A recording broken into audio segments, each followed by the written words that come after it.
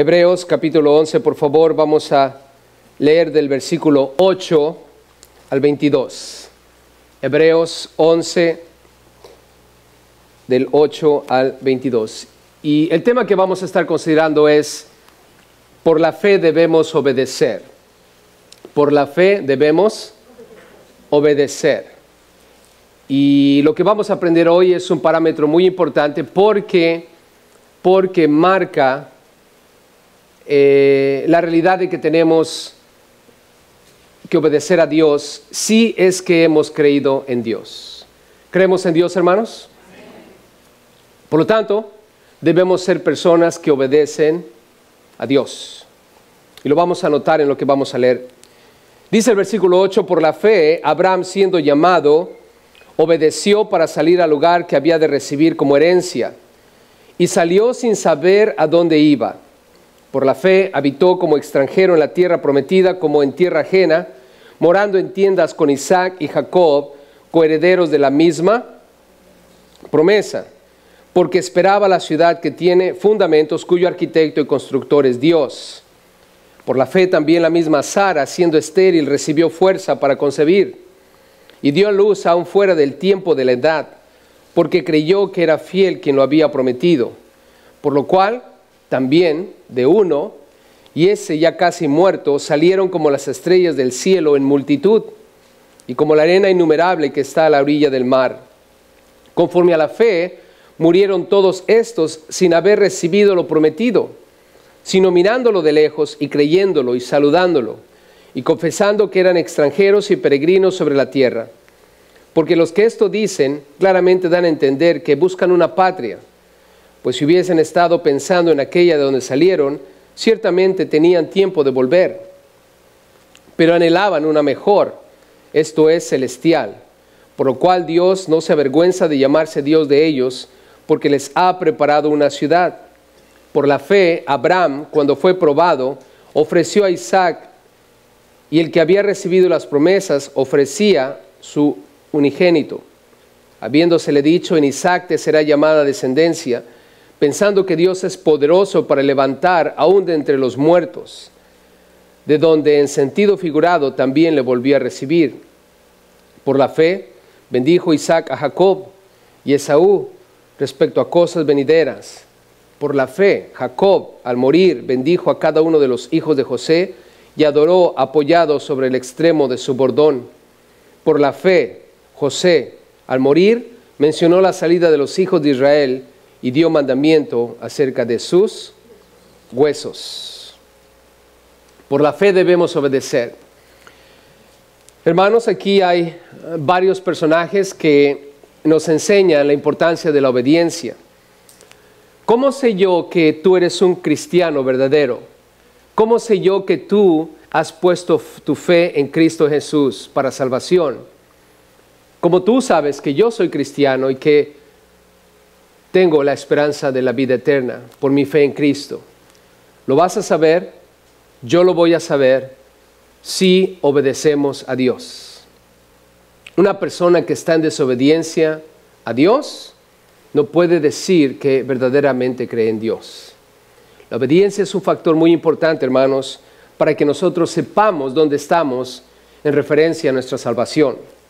Si tú ves a una persona que obedece a Dios, que está siguiendo las normas de Dios y vive bajo los estándares de Dios en plena obediencia, entonces puedes tener la confianza de que es un hijo de Dios. Si no, es cuestionable su profesión de fe. Muchos dicen ser cristianos, muchos dicen creer en Dios, pero sus actos, su comportamiento, su conducta no corrobora lo que dicen con sus labios. Jesús dijo, este pueblo de labios me honra, pero su corazón está lejos de mí. Tenemos que entender la importancia de lo que una persona dijo. No sigas mis palabras, sigue mis acciones. Y es importante, hermanos, que entendamos que debemos obedecer a Dios. Dice el versículo aquí que Abraham, siendo llamado, versículo 8, obedeció. ¿Lo pueden notar ahí, hermanos? Siendo llamado, obedeció. Y Abraham, hermanos, obedeció, dice ahí, por la fe. Lo primero que notamos es que Dios lo llamó. Dice aquí, siendo llamado. Versículo 8, siendo llamado, obedeció. Y dice la Biblia allí en el versículo que salió al lugar que había de recibir como herencia. Dios le dijo, sal porque te voy a dar un lugar como herencia. Pero noten que dice el versículo 8 que él salió sin saber a dónde iba. ¿Tenía idea, hermanos? No. Lo único que él escuchó fue la voz de Dios. Recuerden que ellos no tenían la Biblia como nosotros la tenemos hoy. Dios tenía que hablar con ellos de muchas maneras. Y cuando empezamos a leer el libro de Hebreos, en el capítulo 1, nos dimos cuenta que Dios ha hablado de diferentes maneras. Pero en nuestros días, ¿cómo nos habla Dios, hermanos? A través de la Biblia. Si tú quieres oír la voz de Dios, lo que tienes que hacer es leer la Biblia. La Biblia es la palabra de Dios. Entonces, la fe, hermanos, la fe tiene como evidencia la palabra de Dios. Él escuchó a Dios que le dijo, sal porque te voy a dar un lugar de herencia. Y él lo único que dijo, ok, Señor, si tú dices que me vas a dar un lugar, aquí voy. Imagínate a la esposa, ¿para dónde vamos, mi amor? Y aquel le respondió como el chavo, ¿no? Síganme los buenos. ¿A dónde vamos? No sé, pero vámonos. ¿No sabes a dónde vamos? No. Pero ¿cómo es que vamos a un lugar donde no sabemos? Dios dijo que nos va a dar un lugar. Por lo tanto, tú dale. La Biblia, hermanos, está llena de mandamientos y cosas que Dios desea que tú y yo hagamos. Y a través de la palabra, además de esos mandamientos, nos damos cuenta que hay muchas promesas. Y una de esas promesas, la vamos a leer más abajo, es la promesa de vivir con Él en una ciudad. ¿Se acuerdan cuando Jesús estaba con sus discípulos? Él le dijo, no tengan miedo, en Juan 14, en la casa de mi Padre muchas moradas hay. Y luego les dijo, voy pues a preparar lugar para vosotros. ¿Cuántos de ustedes creen que Jesús está preparando un lugar para ti? ¿Lo crees? ¿Lo has visto? ¿Sabes dónde está ese lugar? No sabemos exactamente dónde está. Tenemos una idea, porque le dice que es una ciudad celestial, por lo tanto debe estar ¿dónde? En el cielo. Si es celestial, debe estar en el cielo. Pero yo realmente no sé dónde está. No he visto los planos. Lo único que he escuchado es que Jesús dijo, voy a preparar un lugar para ti.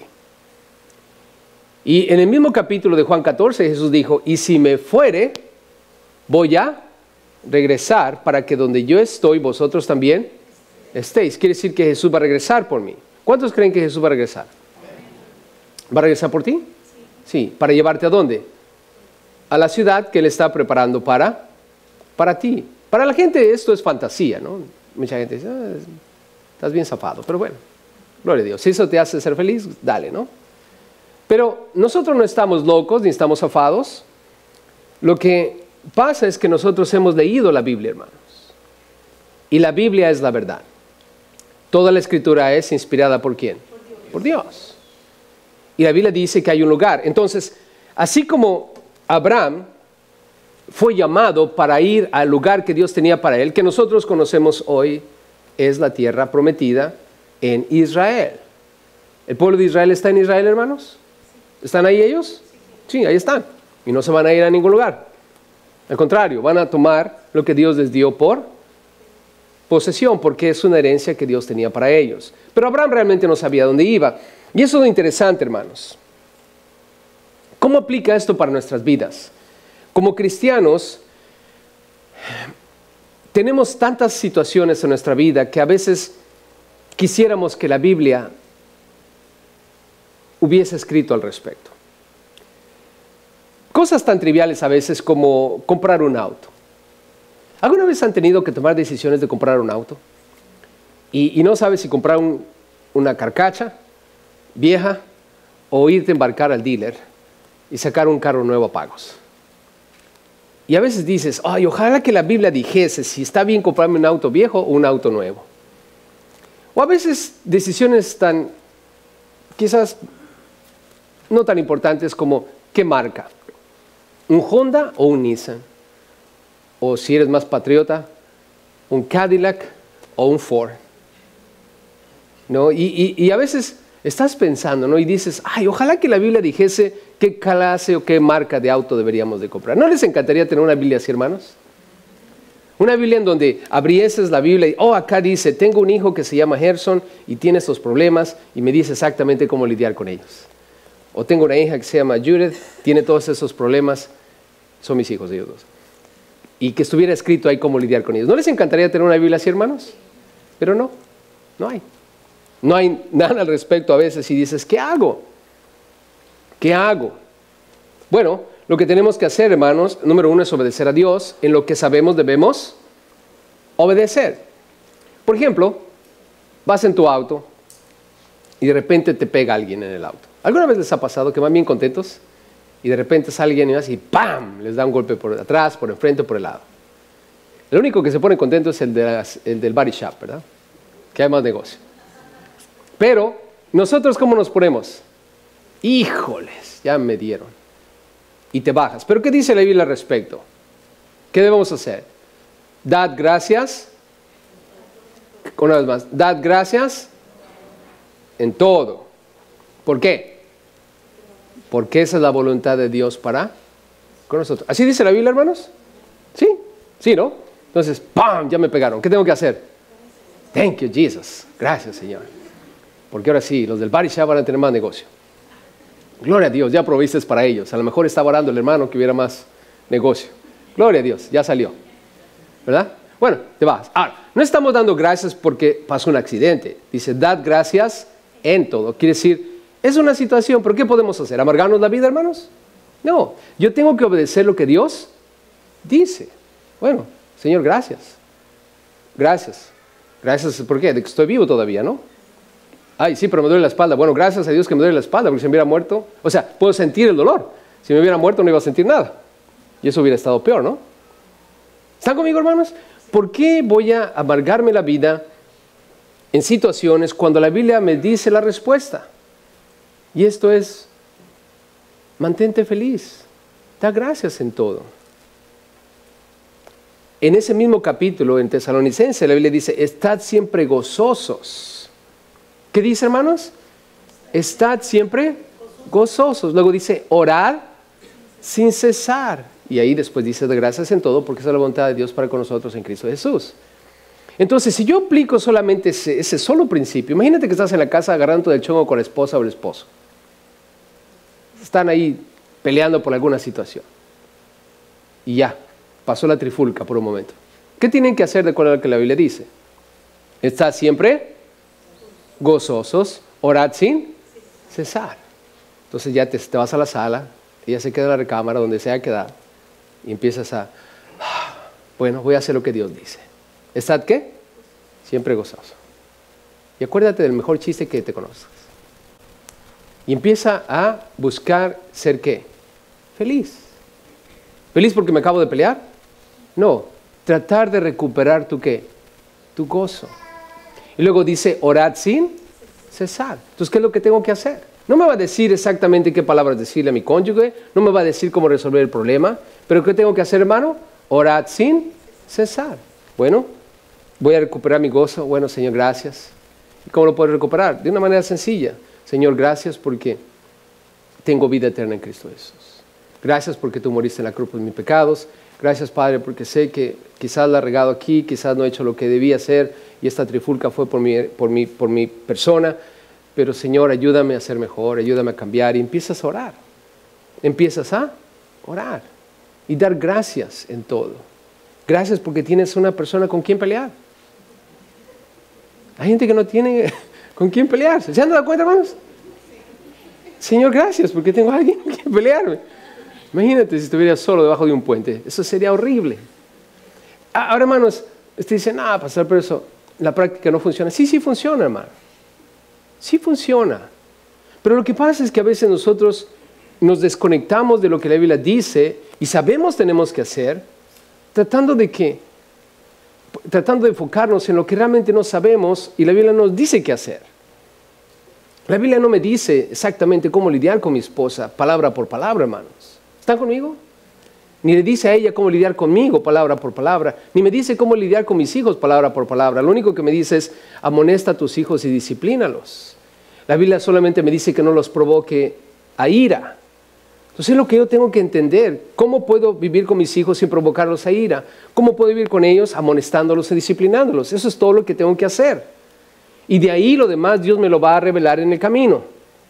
¿Qué es lo que sabía Abraham? Lo único que sabía es que había un lugar para él. Literalmente, físicamente había un lugar para él.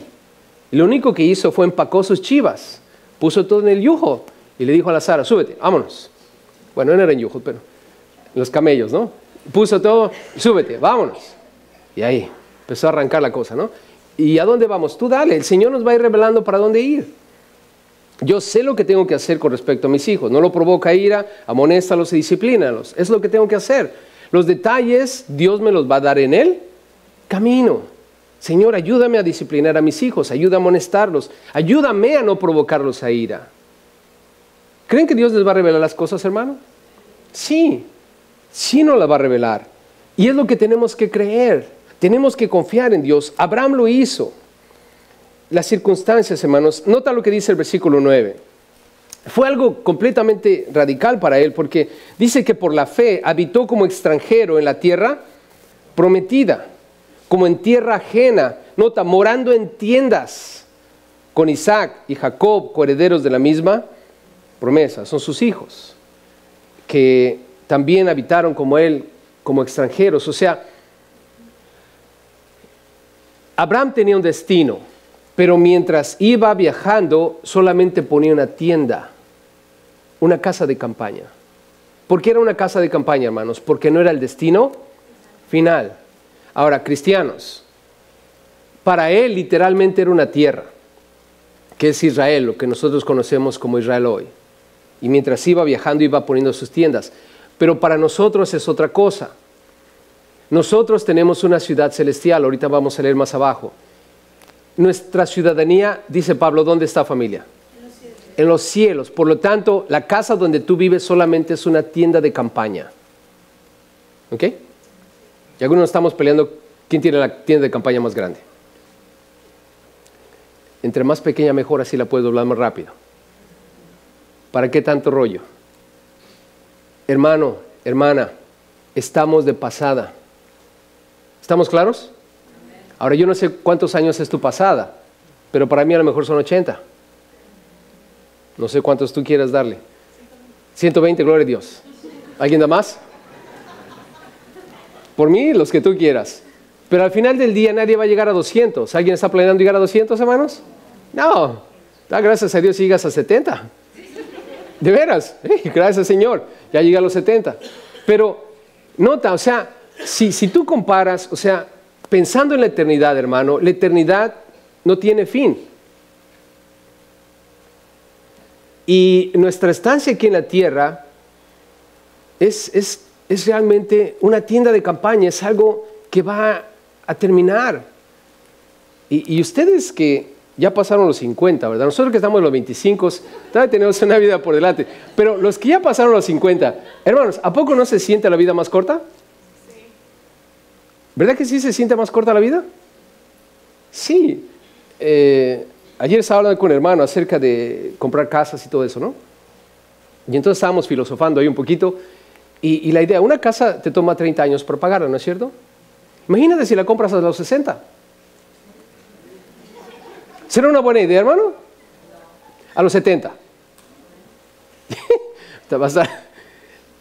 pero si la compras a los 20, bueno, ¿no? Gloria a Dios. Vas a llegar a los 50 y ya. Puedes ir a decir, ya, tengo mi casa toda pagada. Pero si comienzas tarde, va a ser un poquito difícil.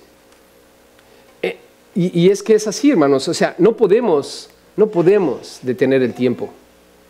Pero lo que sí podemos hacer, hermanos, es entender que todo lo que hay aquí en la tierra es temporal.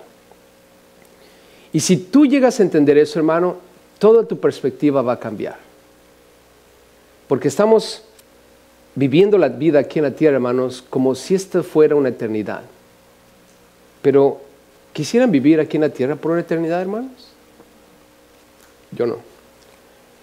Que Dios me dé los años que Él quiera, que Dios te dé los años que Él quiera, hermano, pero debemos entender una cosa, somos extranjeros. Entonces, ¿qué es lo que hizo Abraham? Abraham, en obediencia, salió confiando de que Dios en el camino le iba a mostrar cómo él tenía que llegar, a donde él tenía que llegar. Él no sabía dónde era, pero Dios le iba a revelar, y él dijo, soy un extranjero. Nota lo que dice el versículo 10, y eso es lo que él anhelaba, porque esperaba la ciudad que tiene fundamentos, cuyo arquitecto y constructor. ¿Quién es el arquitecto y el constructor, hermanos? Dios. Ahora pregunta, ¿quién hizo todo este mundo? Dios. ¿Quién te hizo a ti? Dios. Él me hizo a mí, nos hizo a todos nosotros. Él es el constructor y el arquitecto. Lamentablemente, hermanos, el pecado entró a este mundo. El pecado nació con Satanás. Dios no creó el pecado. Dios no creó el mal, hermanos. Dios no puede pecar. Fue Satanás. Y Satanás metió su cuchara en este asunto. Y echó a perder todo lo que Dios hizo. ¿Por qué nosotros estamos viviendo una vida en corrupción, en todos los sentidos? Es por el pecado que entró a este mundo. Dice la Biblia que por un hombre entró el pecado a este mundo. Satanás engañó a Eva y Adán decidieron pecar contra Dios y todo se echó a perder. ¿Qué es lo que Dios está haciendo ahora, hermanos? Dios está construyendo, edificando una ciudad que en Apocalipsis se llama la Nueva Jerusalén. Y el arquitecto y el constructor es Dios.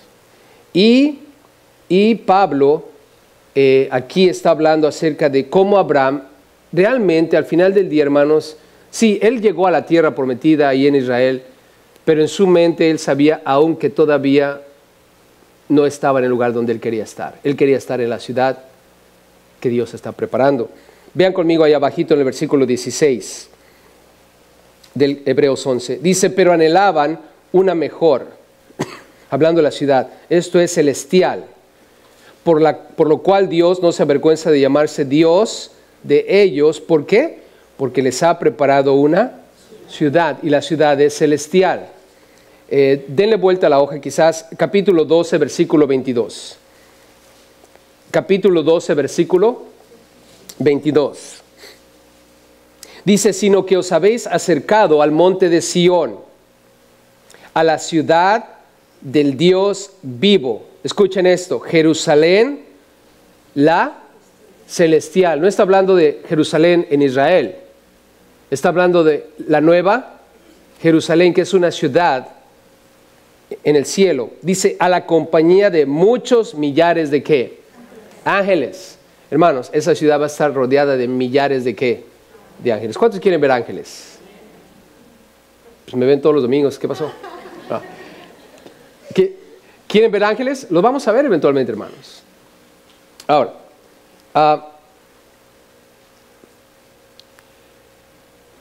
si tuviéramos que pensar en el tamaño de la ciudad, y eso es algo interesante porque en Apocalipsis la Biblia dice exactamente las medidas de la ciudad. Bueno, piensen ahorita en el mapa de los Estados Unidos. ¿Ya están ahí? ¿Sí? Desde el este al oeste. ¿Estamos juntos? Bien. ¿Ya ven que es casi como un rectángulo? Bien. Ok. El tamaño de la ciudad es la mitad de los Estados Unidos. Piensen de Texas para acá. Y luego de Canadá a México. ¿Ya tienen la foto? Ok, ¿dónde quieren vivir? Yo voy a vivir en Newport Coast. Aquí, Newport Coast. No, así es el tamaño de la ciudad. O sea, literalmente las medidas, yo tomé las medidas de lo que dice Apocalipsis y empecé a pensar en nuestro país y dije, ¿dónde cabe, no? Y cabe exactamente la mitad. Ahora, la altura es exactamente lo mismo, porque es un cubo. Ahora, algunos piensan que es una pirámide, porque la Biblia solamente da la longitud, la profundidad y la altura. Y si piensas por un momento en cuestiones de un cubo, una pirámide, también una pirámide puede darte la longitud, la profundidad y la altura, si la partes del centro. Y algunos creen que es una pirámide. Tiene sentido si te pones a pensar como en Egipto hay pirámides, en Sudamérica hay pirámides, en México hay pirámides, o sea, en Norteamérica. Parece ser como que las pirámides era algo que fascinaba al mundo en el cual vivimos hoy, ¿no? Pero algunos otros creen que es un es un cómo. Sea lo que sea, ahí vamos a estar. Amén. Y solamente era una idea para que tengan las medidas de la ciudad. Ahora, regresando aquí, vayan conmigo, el capítulo 13, versículo 14, por favor, ahí de Hebreos, denle otra vuelta a la hoja, solamente para que vean en cuestión de la ciudad. Note lo que dice ahí, porque no tenemos aquí, ¿qué no tenemos?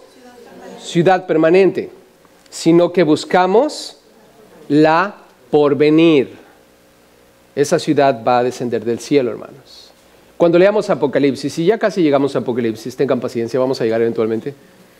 Pero cuando leamos Apocalipsis va a ser interesante porque ahí vamos a ver en el capítulo 20 en adelante la ciudad, cómo es y cómo es que va a descender, etcétera, etcétera. Bien, regresando al punto que estamos observando aquí, por la fe Abraham sale, Dios lo llama, sale sin saber a dónde iba, y él habitó como extranjero porque estaba esperando una ciudad cuyo arquitecto y constructor es Dios. Vean el versículo 11, por favor. Y algo aquí importante para nosotros como seres humanos. Vamos a tener incapacidades, hermanos, o dificultades, o asuntos que para nosotros van a ser imposibles. Pero recuerden que para Dios no hay nada imposible. Dice el versículo 11, por la fe, también la misma Sara. Sara es la esposa de Abraham. Y dice la Biblia que ella era estéril. Una persona estéril no puede tener hijos. Y dice la Biblia, hermanos, que ella recibió fuerza para concebir y dio a luz aún fuera del tiempo de la edad. En otras palabras, ya la máquina se había parado. Ya no podía, de acuerdo a la costumbre de las mujeres, tener hijos más. Ustedes saben que llega un punto en que ya no pueden tener más hijos. Y ella estaba en ese punto. De hecho, ya casi tenían 100 años cuando nació Isaac. Más o menos alrededor de los 70, 75 fue cuando Dios les dijo que iban a tener un hijo. Y de por sí ya estaban un poquito acabaditos, ¿no?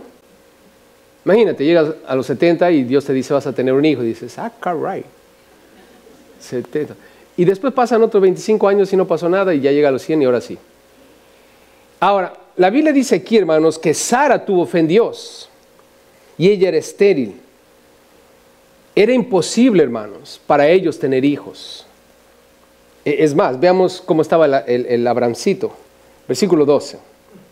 Por lo cual también de uno, hablando de Abraham, y ese ya casi como ufala, imagínense, en una situación para tener hijos. El chico ya estaba casi muerto. Así dice la Biblia, ¿no? Entonces imagínense, pobrecito, ¿no? Yo no sé qué. Ahí sí ocupaban mucha fe. ¿Alguna vez has estado en una situación así, en donde haya esterilidad y casi la muerte? En otras palabras, la Biblia está diciendo que era imposible que ellos pudieran tener un hijo. Era imposible, hermanos. Para empezar, ella es estéril y ella casi está muerto. O sea, no, ¿cómo lo van a hacer? Es imposible, hermanos. Vamos a suponer que estuviera súper vivo. Ella es estéril, no va a pasar. No va a ocurrir. ¿Qué nos enseña esto, hermanos? Lo que nos enseña es de que en la vida con Dios, para ti y para mí, va a haber momentos en que vamos a decir, es imposible que esto pase. Pero ¿sabes qué dijo Dios? Cuando Pablo estaba teniendo problemas muy grandes de salud, Dios le dijo a Pablo, mira, mi poder se perfecciona en la debilidad. En otras palabras, cuando tú ya estás completamente acabado, cuando ya no puedes hacer nada al respecto, cuando no tienes la solución, cuando ya no sabes qué hacer y ya te rindes y estás, ok, no hay nada que yo pueda hacer, ¿sabes qué pasa? Ahora es la oportunidad para que Dios haga lo que Él sabe hacer muy bien, y es hacer que lo imposible sea posible. ¿Acaso no dijo el Señor que si tuvieras fe, podías decirle a ese monte, quítate, y se quitaba? Ahora, nosotros entendemos eso, ¿verdad que sí? ¿Es posible mover un monte? Es posible, hermanos. ¿Es posible? No, es imposible. ¿Cómo vas a mover un monte, hermano? ¿Cómo? Es como una vez estaba viendo un programa que creo que se llamaba El Bancol de Verónica. Era un programa que se burlaban de la gente. Y sale la chica, estaba en el Zócalo, hermanos, en la Ciudad de México. Hay un montón de gente ahí, ¿no? Y llevaba un clipboard con unas hojas ahí, ¿no? Y sale a la gente y le dice, mira, ¿sabes qué? Estamos pensando mover las pirámides de Teotihuacán para acá, para el Zócalo, para que los turistas puedan venir. Pero necesitamos juntar firmas para que las mueva el presidente. Y la gente, sí, ¿dónde le firmo? Burlándose de la inocencia de la gente, ¿no? Yo te pregunto, ¿tú hubieras firmado el clipboard? Porque te acabo de decir, pero a lo mejor sí lo hubiéramos firmado. Imagínate, colectando firmas para mover la pirámide de Teotihuacán. Eso es imposible, hermanos. No la vamos a poder mover. ¿Qué te pasa? Ahora imagínate un monte. ¿Podríamos mover un monte, hermanos? Es imposible. Ahora, no es que Dios esté diciendo que si tú tienes fe, realmente el monte se va a mover. Lo que Dios te estaba diciendo es, ¿sabes qué? Lo que para ti es imposible, para mí es posible. Si tú solamente lo crees. Y te voy a decir algo que era imposible para ti, para mí, y que ahora es posible. Y lo creemos con todo nuestro corazón. Era salvarnos. ¿Sabes que tú y yo vamos a terminar en el infierno, hermano? ¿Cuántos saben que iban a terminar en el infierno? ¿De veras? ¿Sí, es verdad que sí? Sí. Ahora, la gente vive la vida aquí en la tierra, hermanos, y nunca piensan en eso. Pero ¿sabes? La Biblia dice que este mundo está condenado. En Juan 3, hermano, la Biblia dice que Jesús no vino para condenar. ¿Él vino para qué? Para salvar. ¿Qué quiere decir eso? Que todos los seres humanos han pecado contra Dios y la paga del pecado es muerte. En otras palabras, van a terminar en el infierno. ¿Verdad que la Biblia lo dice, hermanos? Sí. Yo lo creo porque la Biblia lo dice. ¿Por qué vino Jesús a morir? Para salvarnos del infierno. Dios nos salva de las drogas, hermanos. Dios nos salva de los problemas personales. Dios nos salva... Jesús no vino para salvarnos de esas cosas, hermano. Jesús vino para sacarnos ¿de dónde? Del infierno, a causa del pecado que había en nosotros.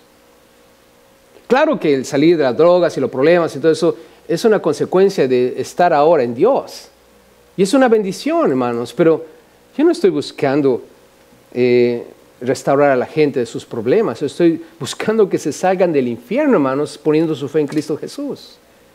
Algo que es imposible en nuestras fuerzas. La Biblia dice que nadie se puede salvar por sí mismo, nadie puede salvarse por sus obras. No es por obras para que nadie se gloríe. Ahora, ¿cuántos de ustedes son salvos? ¿Está su nombre escrito en el libro de la vida? Ya. Ahora, eso era imposible, hermanos. Pero ahora es posible. ¿Por qué? Porque la fe mueve montañas, hermanos. La fe mueve montañas. En otras palabras, si tú crees en Dios, crees en lo que Él ha dicho, entonces lo que es imposible se convierte en posible. Y yo creo que Cristo murió en la cruz por mis pecados. Y creo que la sangre de Cristo es suficiente para limpiarme de todos mis pecados, hermanos. Y eso ha movido la montaña. Y no voy a terminar en el infierno. Voy a terminar ¿dónde? En el cielo. ¿Por qué? Porque creo lo que Dios dijo. Así de sencillo, así de simple. Pero hay que creerlo. ¿Lo crees?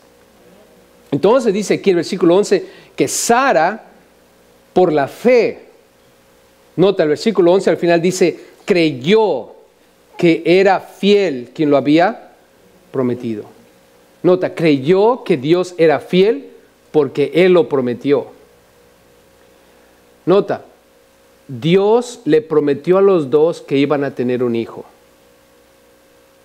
Familia, si Dios les prometió eso, ¿lo iban a tener? Sí. Sí. No importa a qué edad. No importa si él estaba muerto y estéril. Eso es lo de menos.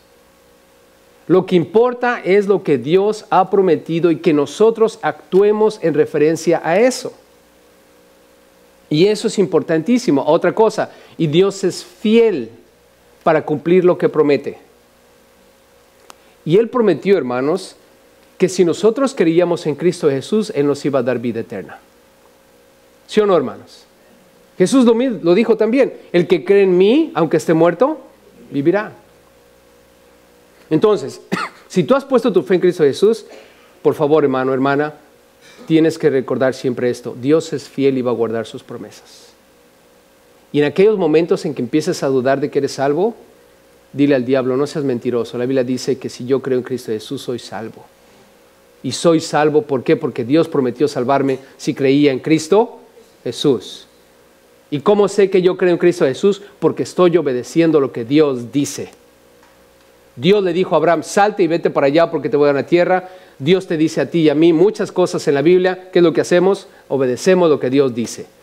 Y si no obedezco lo que Dios dice, entonces no crees realmente en Dios. Y tú podrás decir que crees en Dios, pero realmente es algo falso en tu vida. Nota que en el versículo 12 dice que él ya era casi muerto. Pero sin embargo, salieron como las estrellas del cielo en multitud y como la arena innumerable que está a la orilla del mar. ¿Qué salieron? Hijos. Toda la gente que ves en Israel son descendientes de Abraham. Imagínate, Hitler mató a 6 millones. Más aparte todos los que vivieron antes y los que están viviendo ahora y los que van a seguir viviendo, hermano. Dios cumplió su palabra a Abraham, que sus hijos iban a ser como la multitud. Sí. Y también otra cosa, hermanos, añadiendo a los hijos de Abraham.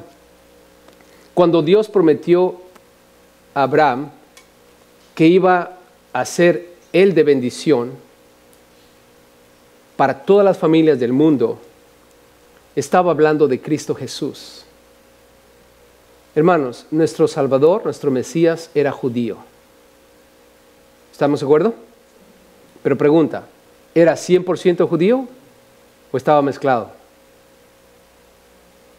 ¿Se acuerdan de Rahab? ¿Se acuerdan de Ruth? Rahab, ¿qué era, hermanos? ¿Cuál era su oficio? Es el oficio más antiguo del mundo. Era una prostituta.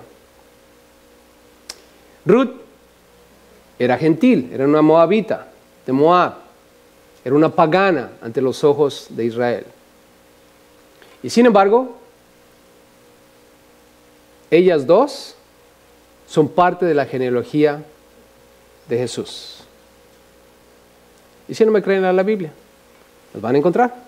Vayan a Mateo y se van a dar cuenta que están ellas dentro de la genealogía. ¿Qué quiere decir eso, hermanos? Sí, nuestro Mesías era judío, descendiente de Abraham, pero en la sangre también corría sangre gentil.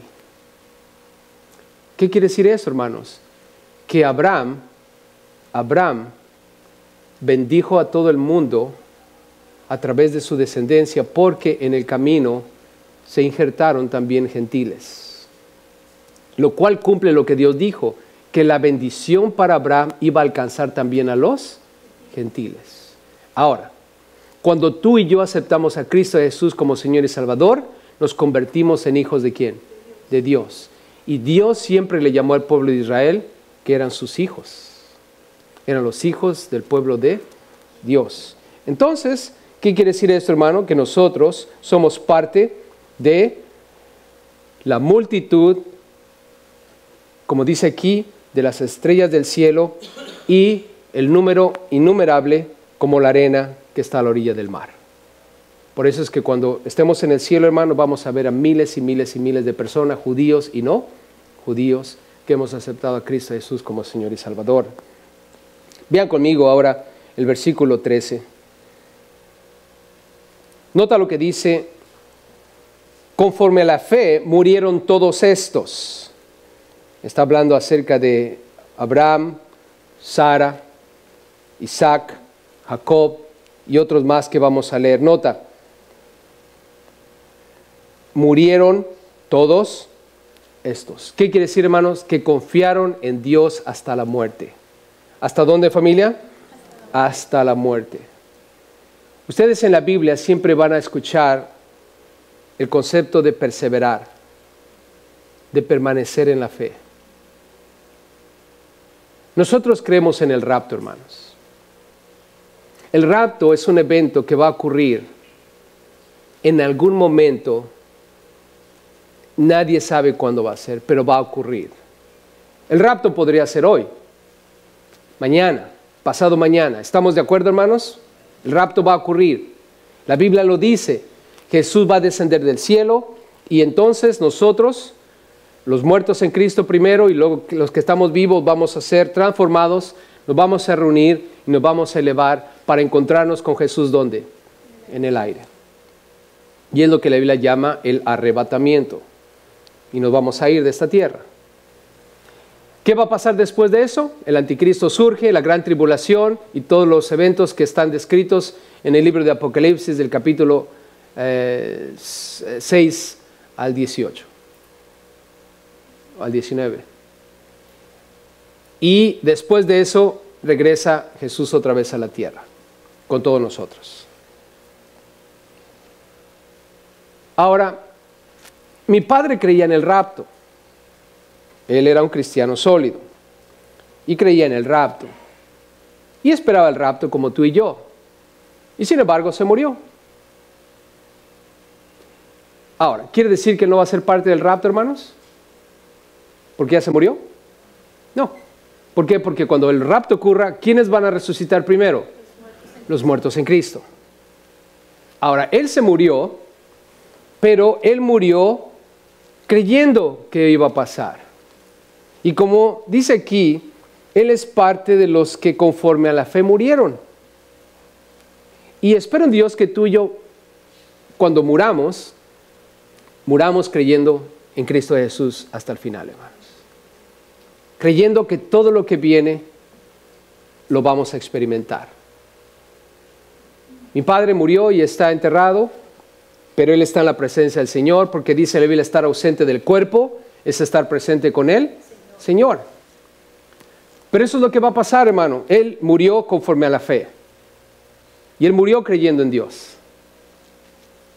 Y cuando el rapto ocurra, vamos a suponer que ocurre mañana. Mañana a las 7 de la mañana, antes de ir a trabajar. ¿No? ¿Cuántos serían contentos de que eso pasara? Los que ya pagaron la renta y dicen, ¿por qué no vino hace 3 días atrás? Pero en fin, vamos a suponer que llega mañana a las 7 de la mañana. ¿Qué va a pasar, hermanos, a esa hora? El lugar donde mi padre está enterrado, él va a salir de allí. ¿Estás conmigo? Sí. Y después tú y yo, que estamos vivitos y coleando, vamos a ser transformados, al igual que él, y nos vamos a reunir todos. Imagínate. Y después nos vamos a elevar. ¿Y a quién vamos a ver en las nubes, hermanos? A Cristo Jesús. ¿Él va a participar del rapto? Sí, porque murió en Cristo, hermanos. Murió conforme a la fe. Y después de eso nos vamos a ir a la presencia del Señor. Y vamos a estar por fin en la nueva Jerusalén. La ciudad que el Señor ha ido a preparar para nosotros. Y ese arrebatamiento es la culminación de lo que Él dijo en Juan 14. Y si me fuere, voy a regresar para que donde yo estoy, vosotros también estéis. ¿Dónde está Jesús ahorita? Está sentado a la diestra ¿de quién? Del Padre. Está en el cielo. En particular el tercer cielo, como dice Pablo en Corintios. Y conforme a la fe murieron todos estos. Nota lo que dice el versículo 13 más adelante. Sin haber recibido lo prometido, sino mirándolo de lejos y creyéndolo y saludándolo. O sea, ellos, hermanos, tenían en su mente lo que esperaban, la ciudad. Vive tu vida aquí en la tierra. Disfrútala. Recibe todas las bendiciones que Dios tenga para ti. Como dicen por ahí, vive al máximo. Pero no te pongas cómodo. Siempre en tu mente debes entender una cosa. En cualquier momento vas a volver a ver a Cristo Jesús en el aire. En cualquier momento vas a estar en la Nueva Jerusalén. En cualquier momento tu cuerpo va a ser completamente transformado. Y vas a vivir una vida a la semejanza del cuerpo de nuestro Señor y Salvador Cristo Jesús. En algún momento te vas a reunir con todos los que murieron creyendo en Dios, creyendo en Cristo Jesús. Y te vas a encontrar con ellos. Y vamos a estar en medio de ángeles. Debemos siempre recordar a dónde vamos, hermanos, y dónde vamos a terminar. Ellos lo vieron. Ellos, hermano, de alguna manera visualizaron lo que esperaban. y eso los mantuvo creyendo en Cristo Jesús. Y, dice el 13, confesaron que eran extranjeros y peregrinos sobre la tierra. Porque, dice el 14, los que esto dicen, o sea, los que dicen que son extranjeros y peregrinos, claramente dan a entender que buscan una ¿qué? Una patria. Pues si hubiesen estado pensando en aquella de donde salieron, ciertamente tenían tiempo de ¿qué? De volver. Ellos, hermanos, Abraham, Isaac, Jacob, todos ellos salieron de donde vivían para ir al lugar que Dios tenía para ellos. Pero nunca en sus mentes, hermanos, nunca en sus mentes tenían el deseo de volver. Ahí dice en el versículo 15, si hubiese estado pensando en aquella de donde salieron, si tenían ganas de regresar, ciertamente tenían tiempo de ¿qué? De volver. Ahora, esto para decirles algo, hermanos, en cuestión de nuestra fe en Cristo. A veces me preguntan lo siguiente y dicen, pastor, pero ¿qué hay de una persona que creía en Dios y estaba con Dios, estaba en la iglesia y ahora está en el mundo? Y anda pecando y vive como si Dios no existiera. ¿Perdió su salvación? Bueno, yo te voy a decir una cosa. Yo creo que una persona que verdaderamente cree en Dios, una persona que verdaderamente ha puesto su fe en Cristo Jesús, no va a regresar a ningún lado, hermano. ¿Estás conmigo? No va a regresar a ningún lado.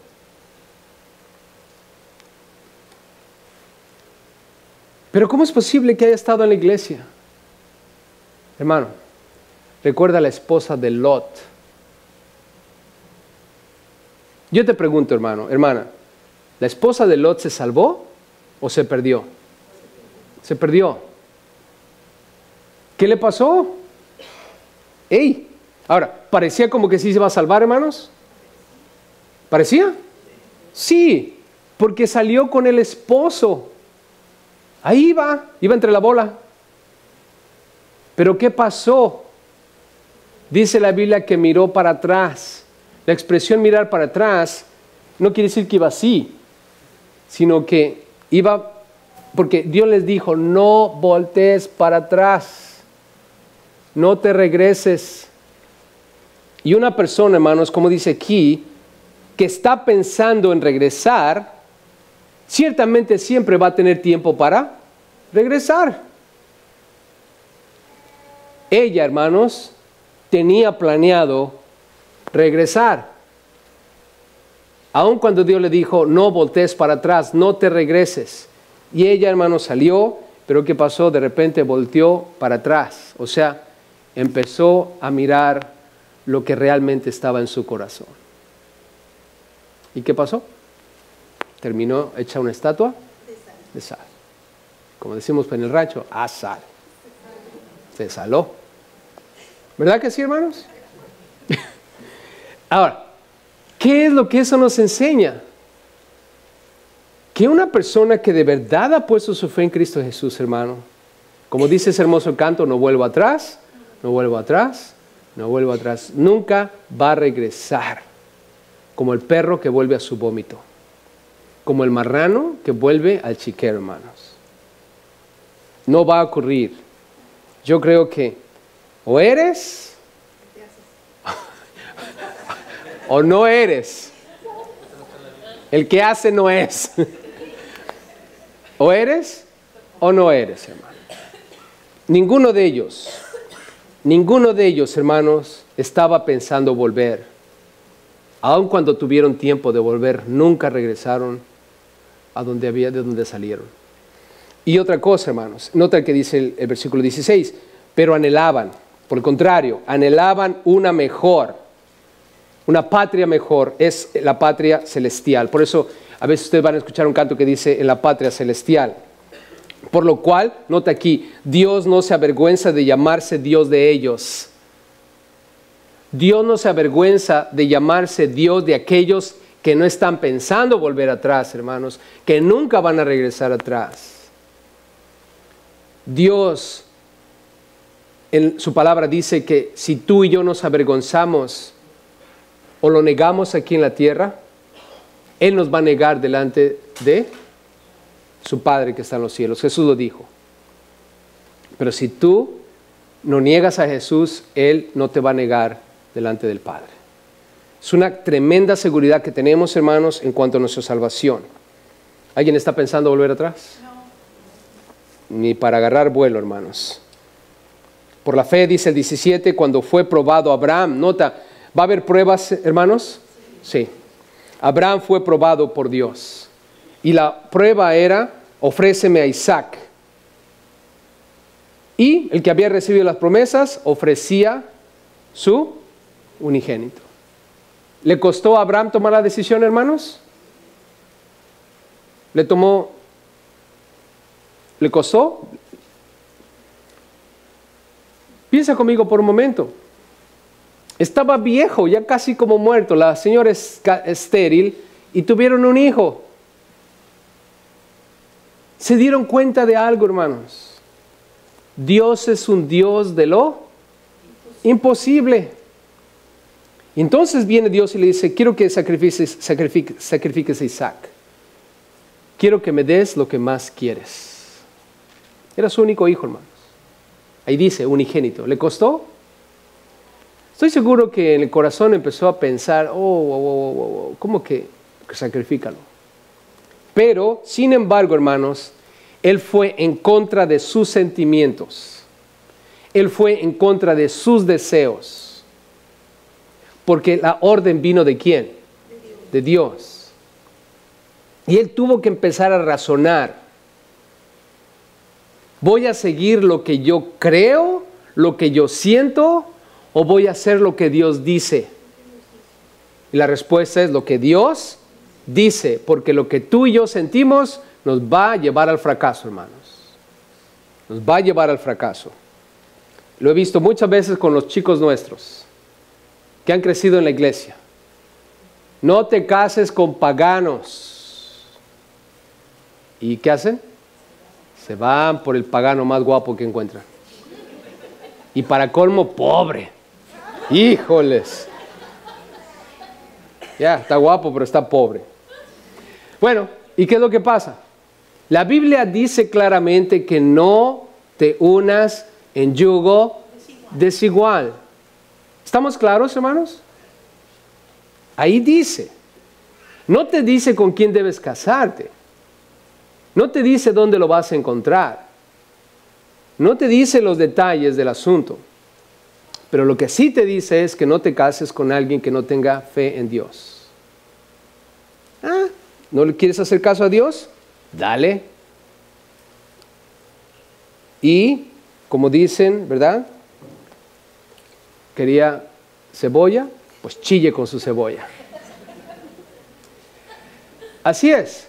Las consecuencias están de nuestro lado. Abraham tuvo que tomar una decisión. Pero es que está guapo. Es que él sí me quiere, nadie me va a creer. ¿Verdad? El camino lo convierto. Lo llevo a la semilla, el pastor lo va a convencer. El pastor lo va a convencer. ¿Verdad? Bueno, y puedes razonar con tus sentimientos, pero tus sentimientos te van a llevar al fracaso si no van de acuerdo a la palabra de Dios. Entonces, Abraham, ¿qué hizo? Le dijo al muchacho, ahora, no era un niño, hermanos, no tenía 5 años este muchacho, probablemente que tenía más de 20, ya era una persona adulta, y le dijo, agárrate las cosas, vamos a adorar a Dios al monte, vamos a adorar a Dios. La adoración, hermanos, es un acto de obediencia. Adorar implica obedecer a Dios, y de hecho, la palabra adoración por primera vez en la Biblia aparece cuando Abraham le dice a su hijo, vente, vamos a ir a adorar a Dios.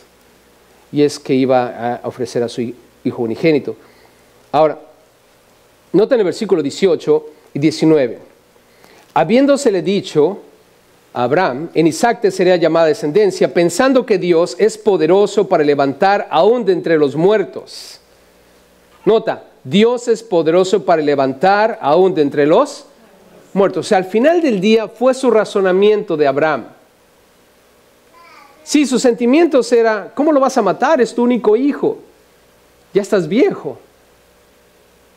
Pero él dijo, no, espérame tantito, espérate. Dios dijo que me iba a dar una descendencia innumerable como la arena del mar, tan grande como las estrellas del cielo. Ella era estéril y yo ya casi estaba muerto y el niño nació. Y ahora me dice que lo mate, Dios lo puede resucitar. ¿Verdad que sí? Dios tiene poder para resucitarlo. Por lo tanto, le voy a creer a Dios. Le voy a creer a Dios. Y hermanos, la obediencia de Abraham lo puso en una situación de alta bendición, hermanos. De alta bendición. Quiero poner eso en tu corazón, hermano, hermana. Cuando tú y yo empezamos a obedecer a Dios de acuerdo a las Escrituras, te has puesto bajo la lluvia de bendiciones de Dios. Porque Dios te va a bendecir, hermano. ¿Acaso no dice la palabra que vas a ser como un árbol plantado junto a corrientes de agua, que da su fruto a su tiempo y su hoja no cae, y todo lo que haces prosperará? Eso está condicionado a obedecer la palabra de Dios, hermanos, a obedecer a Dios. Y veamos lo que dice ahí: Dios es poderoso para levantar aún de entre los muertos. Y en esto termino esa idea, hermanos. Dios nos va a levantar de entre los muertos. Así como levantó a Jesús, nos va a levantar a nosotros. Y vean los últimos versículos, simples, pero también a lo mismo, la obediencia. Por la fe bendijo Isaac a Jacob y a Esaú respecto a cosas venideras. Pensando en el futuro, el padre bendijo a sus hijos en obediencia a Dios, porque Dios le dijo que los bendijera. Por la fe, Jacob al morir bendijo a cada uno de los hijos de José y adoró apoyado sobre el extremo de su bordón. ¿Por qué hizo eso Jacob, hermanos? Porque Dios le dijo que bendijese a los hijos de José. Y él, dice aquí la Biblia, adoró apoyado sobre el extremo de su ¿qué? Bordón. ¿Se acuerdan que él se peleó con Dios? Y Dios lo dejó cojo. Y siempre traía un bordón, porque era un muchacho un poquito travieso. ¿Se acuerdan de él? Era un pillo de primera. Y Dios tuvo que pelear contra él, pero lo venció y Jacob se rindió. Y siempre traía ese bordón o ese bastón. Pero nota lo que hace al final de sus días. Adoró a Dios apoyado sobre su bordón. O sea, se acordó cómo Dios lo quebrantó, cómo Dios lo llevó a la rendición. Y él, hasta el último día de su vida, adoró a Dios. Y para mí, como les dije, lo de Abraham, adoración es un acto de obediencia. Terminamos en el versículo 22. Por la fe, José, al morir, mencionó la salida de los hijos de Israel y dio mandamiento acerca de sus huesos. Y José, hermano, sabía que había una tierra. ¿Recuerdan? José murió en Egipto. Y Dios le había prometido a Abraham que iban a ir a la tierra prometida. Y José le está diciendo a sus hijos: chicos, cuando salgan de Egipto para ir al lugar que Dios nos prometió, llévenme con ustedes. Llévense los huesos míos. Y se llevaron sus huesos, hermano. ¿Por qué? Porque de alguna manera simbólica José quería que él también fuese llevado a la tierra prometida. Él no se quería quedar en Egipto, hermanos. Él quería terminar en la tierra prometida. Y ojalá que ese sea el deseo de muchos de nosotros. No quedarnos en esta tierra, no quedarnos bajo el juicio de Dios, sino disfrutar todo lo que Dios tiene para nosotros en la Nueva Jerusalén, hermanos. ¿Podremos obedecer a Dios, hermanos? Por favor, en todo lo que Él diga, lee tu Biblia, obedece cada mandamiento, recibe toda bendición y acepta cada promesa, porque recuerda, Él lo prometió, Él lo va a cumplir. Y Él va a ser fiel para hacer lo que tiene que hacer con nosotros.